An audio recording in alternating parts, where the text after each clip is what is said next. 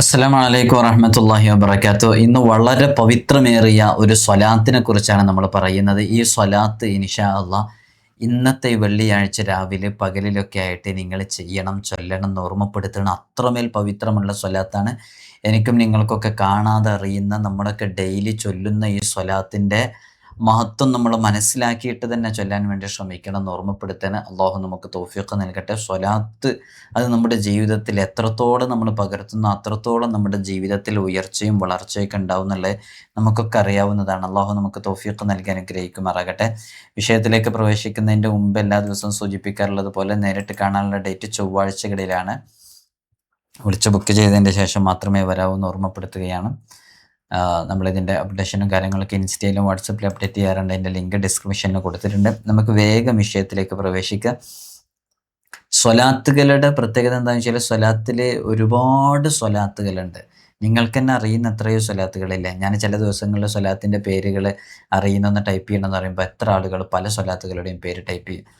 അതേപോലെ ഇൻഷാ അല്ലാഹ് നിങ്ങൾക്കറിയുന്ന സ്വലാത്തുകളുടെ പേരുകളൊന്ന് ടൈപ്പ് ചെയ്യും. നമ്മൾ സ്വലാത്തുൽ മഷീഷിയെ കുറിച്ച് മുമ്പ് പറഞ്ഞിരുന്നു. അപ്പോൾ ചില ആളുകളൊക്കെ പറഞ്ഞ് ഞങ്ങൾ ഈ സ്വലാത്ത് ആദ്യമായിട്ട് കേൾക്കുന്നത്. ആ സമയത്ത് ഞാനൊരു അനുഭവം പറയാം. സ്വലാത്തുൽ മഷീഷിയെ ഞാൻ പരിചയപ്പെടുത്തിയത് മഹാനരായ സുൽത്താനുൽ ഉലമ കാന്തപുരം ഉസ്താദ് എൻ്റെ ഒരു സാദുൽ അർവാഹ് എന്ന് പറഞ്ഞിട്ടൊരു സാദുൽ ഖുലൂബ് എന്ന സാദുൽ അർവാഹ് എന്ന് പറഞ്ഞിട്ട് ഒരു കിതാബുണ്ട്. ആ കിതാബ് എന്നാണ് ഞാൻ പരിചയപ്പെടുത്തിയത്. അപ്പം എന്നെ തെക്ക് ഭാഗത്തുള്ളൊരു ആള് ഫോൺ വിളിച്ചിരുന്നു. അയാൾ അദ്ദേഹം 1000-ഓളം സ്റ്റുഡൻസിന് അധ്യാപകനായിട്ട് ജോലി ചെയ്യുന്ന വലിയൊരു അധ്യാപകനാണ്. തിരക്കുള്ള ജീവിതം ഉണ്ടായിരുന്ന ആളായിരുന്നു അദ്ദേഹം. ആ ജോലിയൊക്കെ റിട്ടയർഡായി ഇപ്പോൾ വീട്ടിൽ വിശ്രമ ജീവിതമാണ് എന്നാണ് ഞാൻ മനസ്സിലാക്കിയത്. അപ്പോൾ അത്രയും ഉന്നതമായ പൊസിഷനിൽ ഇരിക്കുന്ന അദ്ദേഹം എന്നെ ഫോൺ വിളിച്ചിട്ട് എന്നോട് പറഞ്ഞു, ഉസ്താദെ ആ ഒരു പുസ്തകം എനിക്കൊന്ന് കിട്ടുമെന്ന്. അപ്പോൾ അദ്ദേഹം തെക്ക് ഭാഗത്ത് കോട്ടയം ആ ഭാഗത്ത് വിടുവാണ്, കറക്റ്റ് ഞാൻ ഓർക്കുന്നില്ല. അപ്പോൾ ഇവിടെ ഒന്ന് വാങ്ങിക്കാൻ ഏത് ഷോപ്പിൽ നിന്നാണ് കിട്ടുകയെന്ന്. അപ്പോൾ അവർ ആ ഷോപ്പിലേക്ക് കോണ്ടാക്ട് ചെയ്തിട്ട് കിട്ടാതിരിക്കുകയും എന്നോടൊന്ന് വാങ്ങിച്ചു വെച്ചിട്ട് അവർക്ക് അയച്ചു കൊടുക്കാനൊക്കെ പറയുകയൊക്കെ ചെയ്തു. ചില ആളുകൾ നമ്മൾ ഈ പറയുന്നതുകൊണ്ടും ഈ എഴുതുന്നതുകൊണ്ടൊക്കെ അതിന് ഇൻസ്പിറേഷൻ ആകുന്നുണ്ട്. അപ്പോൾ നിങ്ങളിപ്പോൾ ഇത് താഴെ എഴുതി അറിയിക്കുമ്പോൾ സ്വലാത്തിനെ കുറിച്ചൊക്കെ മനസ്സിലാക്കാനും പഠിക്കാനും ഒക്കെ ശ്രമിക്കുന്നവരുണ്ട്. അതുകൊണ്ട് നിങ്ങൾക്ക് അറിയുന്ന സ്വലാത്തുകളൊക്കെ ഇൻഷാ അല്ലാഹ് ഒന്ന് എഴുതി അറിയിക്കുക. അല്ലാഹു നമുക്ക് തൗഫീഖ് നൽകട്ടെ. ഇന്ന് നമ്മൾ ചൊല്ലാൻ പറയുന്ന സ്വലാത്ത് ഏതാണെന്നറിയോ? സ്വലാത്തുൽ ഇബ്രാഹിമിയ സ്വലാത്തിൻ്റെ പ്രത്യേകത എന്താണെന്നറിയോ? ആ സ്വലാത്തിനെ കുറിച്ചാണ് പറയുന്നത്. നമുക്കൊരുപാട് സ്വലാത്തിൻ്റെ വചനങ്ങൾ നമ്മുടെ മുമ്പിലുണ്ട്. അതിൽ ഹദീസിൽ വന്നവയുണ്ട്, മഹാന്മാർ പറഞ്ഞു തന്നതുണ്ട്, സ്വപ്നത്തിലൂടെ ലഭിച്ച സ്വലാത്തുകളുണ്ട്. അങ്ങനെ ഒരുപാട് സ്വലാത്തുകളുണ്ട്. ഈ സ്വലാത്തുകളൊക്കെ ചൊല്ലിയാൽ നമുക്ക് ഇരുലോകത്തിലും ഗുണം കിട്ടാൻ അത് കാരണമാകും, വിജയം കൈവരിക്കാൻ കാരണമാകും, ഇസ്സത്ത് ഉണ്ടാക്കാൻ കാരണമാകും. നമുക്കിഷ്ടപ്പെട്ട ഏത് സ്വലാത്തും നമുക്ക് ചൊല്ലാന്നുള്ളതാണ്. എന്നാലും സ്വലാത്തുകളിൽ വെച്ച് ഏറ്റവും ശ്രേഷ്ഠമേറിയ സ്വലാത്ത് എന്ന് പറഞ്ഞ് മഹത്തുക്കളൊക്കെ നമ്മെ പരിചയപ്പെടുത്തുന്ന സ്വലാത്ത് ഏതെന്നറിയോ? ആ സ്വലാത്തുൽ ഇബ്രാഹിമിയയാണ്.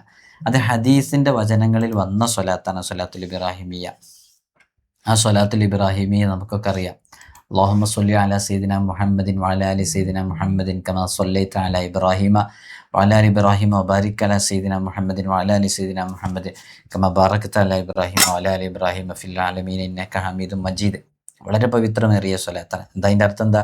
അല്ലാഹുവേ, മുഹമ്മദ് നബി സല്ലല്ലാഹു അലൈഹി വസല്ലം തങ്ങളുടെ മേലിൽ, ഹബീബായ സല്ലല്ലാഹു അലൈഹി വസല്ലം തങ്ങളുടെ കുടുംബത്തിൻ്റെ മേലിലൊക്കെ നീ ഗുണം ചെയ്യണമേ, സ്വലാത്ത് വർഷിപ്പിക്കണമേ. ഇബ്രാഹിം നബി അലൈഹി സ്വലാത്തു വസ്സലാമിൻ്റെ മേലിലും അവിടുത്തെ കുടുംബത്തിൻ്റെ മേലിലും ഗുണം ചെയ്തതുപോലെ, സ്വലാത്ത് നിർവഹിച്ചതുപോലെ, സ്വലാത്ത് വർഷിപ്പിച്ചതുപോലെ ഹബീബായ സല്ലല്ലാഹു അലൈഹി വസല്ലം തങ്ങളുടെ മേലിലും അവിടുത്തെ കുടുംബങ്ങളുടെ മേലിലും ഒക്കെ ബറക്കത്ത് ചൊരിയണേ. ഇബ്രാഹിം നബി അലൈഹി സ്വലാത്തു വസ്സലാമിൻ്റെ കുടുംബത്തിൻ്റെ മേലിലും ഇബ്രാഹിം നബിയുടെ പേരിലൊക്കെ ബറക്കത്ത് ചെയ്തതുപോലെ എന്നൊക്കെയാണ് അതിൻ്റെ അർത്ഥം വരുന്നത്. ഞാൻ അതിൻ്റെ വിശാലമായ അർത്ഥത്തിലേക്ക് പ്രവേശിക്കുന്നില്ല. അങ്ങനെ പവിത്രമേറിയ സ്വലാത്താണ്. ഇബ്രാഹിം നബി അലൈഹി സ്വലാത്തു വസ്സലാമിനോട് എത്രത്തോളം നമുക്ക് കടപ്പാടുണ്ട് എന്നുള്ളത് ഈ ഒരു സ്വലാത്തിൻ്റെ വചനത്തിൽ നിന്ന് തന്നെ നമുക്ക് മനസ്സിലാക്കാനും സാധിക്കും. ഈ സ്വലാത്താണ് ഏറ്റവും കൂടുതൽ പവിത്രതയുള്ള സ്വലാത്തായിട്ട് പരിചയപ്പെടുത്താൻ ഹദീസിൻ്റെ ഗ്രന്ഥങ്ങളിൽ ഉദ്ധരിക്കപ്പെട്ട സ്വലാത്തുകളിൽ വെച്ച് ഏറ്റവും ശ്രേഷ്ഠമായത്. അല്ലാത്ത ഏത് സ്വലാത്ത് ഇങ്ങോട്ട് എടുത്തു കഴിഞ്ഞാൽ അതിൽ വെച്ച് ഏറ്റവും തികവാർന്ന സ്വലാത്ത് എന്നാണ് പരിചയപ്പെടുത്തുന്നത് ഈ സ്വലാത്ത്. അതുകൊണ്ടാണല്ലോ നിസ്കാരത്തിലൊക്കെ നമ്മളത് ഉൾപ്പെടുത്തുന്നത്. ഒരുപാട് ഹദീസിൻ്റെ ഗ്രന്ഥങ്ങളിലുണ്ട്. ബുഖാരിയിലുണ്ട്, മുസ്ലിമിലുണ്ട്, അബൂദാവൂദിലുണ്ട്, തുർമുദിയിലുണ്ട്, നസായിലുണ്ട്. എല്ലാവരും ഈ സ്വലാത്ത് റിപ്പോർട്ട് ചെയ്തിട്ടുണ്ട്. ഇതിൻ്റെ പദങ്ങൾ ചെറിയ ചെറിയ വ്യത്യാസങ്ങളോട്, ചിലതിലിങ്ങനെ ചുരുക്ക രൂപത്തിലുണ്ട്, ചിലതിൽ കുറച്ച് വിശദീകരിച്ചിട്ടുണ്ട്. ഇമാമുകൾ അതിൻ്റെ കൃത്യമായ രൂപങ്ങൾ നമ്മളോട് പറഞ്ഞിട്ടുണ്ട്. അപ്പോൾ ഈ സ്വലാത്ത് ആരെങ്കിലും ചൊല്ലുകയാണെന്നുണ്ടെങ്കിൽ അവന് ഷഫാഅത്ത് കിട്ടും എന്നുള്ളത് ഉറപ്പാണ്. മുത്തുനബി സല്ലല്ലാഹു അലൈഹി വസല്ലം തങ്ങളുടെ ഷഫാഅത്ത്. എപ്പോഴെങ്കിലും ഈ ഷഫാഅത്തിൻ്റെ ഒരു ആവശ്യകതയെക്കുറിച്ച് മനസ്സിലാക്കിയിട്ടുണ്ടോ? ഷഫാഅത്ത് എന്ന് പറഞ്ഞാൽ നമുക്കൊക്കെ അത് വേണ്ടതാണ്. അതുകൊണ്ടാണ് നമ്മൾ 5 വഖത്തിന് വാങ്കളിക്കുന്ന സമയത്ത് എന്താ ദുആ ചെയ്യുന്നത്? അല്ലാഹുമ്മ റബ്ബ ഹാദിഹി ദഅവത്തി തഅമത്തി വസ്സലാത്തിൽ ഖായിമ ആതി മുഹമ്മദനിൽ വസീലത വൽ ഫളീലത വദ്ദറജത റഫീഅ വബഅസുഹു മഖാമൻ മഹ്മൂദൻ അല്ലദി വഅത വർസുഖ്നാ ശഫാഅതഹു യൗമൽ ഖിയാമ. അള്ളാഹുവിനോട് നമ്മൾ ഷഫാഅത്തിന് വേണ്ടി ചോദിക്കണം. ആ ഷഫാഅത്ത് ഇല്ലാണ്ട് നമുക്ക് റെക്കമെൻഡ് ചെയ്യാണ്ട് നമുക്ക് രക്ഷപ്പെടാൻ പറ്റില്ല എന്നുള്ളതാണ്. അപ്പോൾ ഈ സ്വലാത്ത് 1000 തവണ ചൊല്ലിയാൽ മുത്തുനബി സല്ലല്ലാഹു അലൈഹി വസല്ലം തങ്ങളെ സ്വപ്നം കാണുന്ന ചില മഹത്തുക്കളൊക്കെ പറഞ്ഞിട്ടുണ്ട്. ഒരുപാട് ഈ സ്വലാത്തിനെ കുറിച്ച് പറഞ്ഞിട്ടുണ്ട്. ഒരിക്കൽ ഇമാം ഷഹറാനി റഹ്മത്തുള്ളാഹി അലൈഹി പറയുന്നുണ്ട്, ഒരിക്കൽ ഒരു വലിയ മഹാന് ഇങ്ങനെ സ്പീഡ് ഇങ്ങനെ സ്വലാത്ത് ചൊല്ലിക്കൊണ്ടിരിക്കുകയാണ്. എന്തിനാ സ്പീഡ് സ്വലാത്ത് ചൊല്ലുന്നത്? 1000 തവണ പൂർത്തീകരിക്കാൻ വേണ്ടിയിട്ട്. അങ്ങനെ 1000 തവണ പൂർത്തീകരിക്കാൻ വേണ്ടിയിട്ട് സ്പീഡ് സ്വലാത്ത് ചൊല്ലിയപ്പോൾ നബി സല്ലല്ലാഹു അലൈഹി വസല്ലം തങ്ങൾ സ്വപ്നത്തിൽ വന്നിട്ട്, ധൃതി അത് പൈശാചികമാണെന്ന് നിനക്കറിയില്ല എന്ന് ചോദിച്ചിട്ട് സാവധാനത്തിൽ ചൊല്ലാൻ വേണ്ടി പറഞ്ഞു എന്നാ. അപ്പോൾ സാവധാനത്തിലും ക്രമത്തിലും സ്വലാത്ത് ചൊല്ലണം. സമയം കുറവാണെങ്കിലും വേഗം ചൊല്ലുന്നതിന് കുഴപ്പമൊന്നുമില്ല. പക്ഷെ അക്ഷരങ്ങൾ തെറ്റുകൂടാതെ കറക്റ്റ് അക്ഷരങ്ങൾ തന്നെ ഉച്ചരിച്ച് നല്ല രൂപത്തിൽ ചൊല്ലാൻ വേണ്ടി ശ്രമിക്കണം. അപ്പോൾ ഏത് സ്വലാത്ത് ചൊല്ലുകയാണെങ്കിലും അതിൻ്റെ തൊട്ട് മുമ്പ് സ്വലാത്ത് ഇബ്രാഹിമിയ ചൊല്ലൽ പ്രത്യേകം പുണ്യകരമാണെന്നൊക്കെ ചില ഇമാമുമാർ പറഞ്ഞിട്ടുണ്ട്. നമ്മളിപ്പോൾ ഏതെങ്കിലും ഒരു സ്വലാത്ത് ചൊല്ലുകയാണ്, ആ സ്വലാത്തിൻ്റെ തൊട്ട് മുമ്പ് ഏത് സ്വലാത്തൊന്ന് ചൊല്ലുക? സ്വലാത്ത് ഇബ്രാഹിമി ഒന്ന് ചൊല്ലുക. അതിന് കുറേ ഗുണങ്ങളുണ്ടെന്നും മഹത്തുക്കളൊക്കെ പറഞ്ഞിട്ടുണ്ട്. ഇനി അപ്പോൾ ഈ സ്വലാത്ത് ഇൻഷാ അല്ലാഹ് നിങ്ങൾ എത്രയോ ചൊല്ലാൻ പറ്റുന്ന അത്ര ചൊല്ലുക. നിങ്ങളുടെ നിയ്യത്തുകളൊക്കെ എഴുതി അറിയിക്കുക. നമുക്ക് പ്രത്യേകമായിട്ട് ദുആ ചെയ്യുക ഇൻഷാ അല്ലാഹ്. അതേപോലെ തന്നെ വെള്ളിയാഴ്ച രാവാണ്, ധാരാളമായിട്ട് ചെയ്യേണ്ടുന്ന ഒരുപാട് കാര്യങ്ങളുണ്ട്. 1000 ഇസ്തിഗ്ഫാർ ചൊല്ലണം, 1000 തഹ്ലീൽ ചൊല്ലണം. മുത്തുനബി സല്ലല്ലാഹു അലൈഹി വസല്ലം തങ്ങളുടെ സ്വലാത്ത്, ചെറിയ സ്വലാത്ത് പറ്റുന്നത്രയും തവണ ചൊല്ലണം. ചുരുങ്ങിയത് 300 തവണയാവാൻ ശ്രമിക്കണം. അധികരിച്ചാൽ എത്രയും ആവാം. 1000 ആയാൽ വളരെ നന്നായി.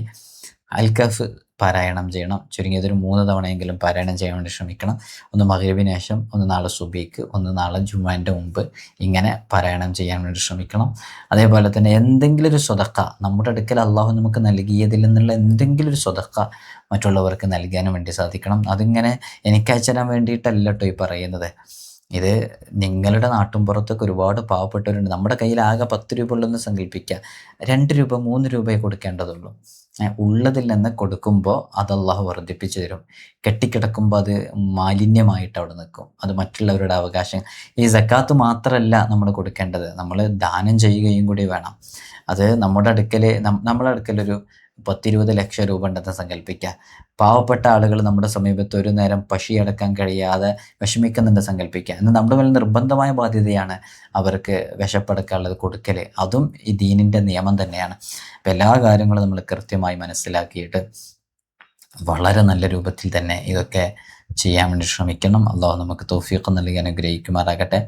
വെള്ളിയാഴ്ച രാവും പകലൊക്കെ ഹയാത്താക്കണം. അള്ളാഹു സുബ്ഹാനഹു വ തആല ഈ വെള്ളിയാഴ്ച രാവിലും പകലിലൊക്കെ ആയിട്ടൊരു സമയം നിശ്ചയിച്ചിട്ടുണ്ട്. ആ സമയത്ത് എന്താണോ റബ്ബിനോട് ചോദിക്കുന്നത് അത് അള്ളാഹു സുബ്ഹാനഹു വ തആല നമുക്ക് നൽകുമെന്നുള്ളത് 100% ഉറപ്പുള്ളൊരു സമയമുണ്ട്. സമയം ഏതാണെന്ന് നമ്മളോട് വ്യക്തമാക്കിയിട്ടില്ല. ഒരു സമയമാണത്. അത് ഈ സമയത്തിൻ്റെ ഇടയിൽ ഉണ്ട് എന്നുള്ളത് ഉറപ്പാണ്. വ്യക്തമാക്കിയിട്ടുണ്ടെങ്കിൽ ആ സമയം മാത്രമേ നമ്മൾ ചെയ്യുള്ളൂ. അപ്പോൾ നമ്മളിത് മുഴുവനായിട്ട് ചെയ്യാൻ വേണ്ടിയിട്ടാണ് അത് അവ്യക്തമാക്കി വെച്ചിട്ടുള്ളത്. ലൈലത്തുൽ ഖദറൊക്കെ അതേപോലെ തന്നെയാണല്ലോ, നമ്മൾ പലപ്പോഴും പറയാറുണ്ട്. അപ്പോൾ നല്ല ആത്മാർത്ഥമായിട്ട് ഈ വെള്ളിയാഴ്ച രാവും, ഇത് നമ്മുടെ അവസാന സമയങ്ങളൊക്കെ ആണെങ്കിലോ, അവസാന വർഷങ്ങളൊക്കെ ആണെങ്കിലോ, നമുക്ക് രക്ഷപ്പെടാൻ വേറെ വഴികളൊന്നും ഇല്ലല്ലോ. അള്ളാഹു നമുക്ക് തൗഫീഖ് നൽകി അനുഗ്രഹിക്കുമാറാകട്ടെ.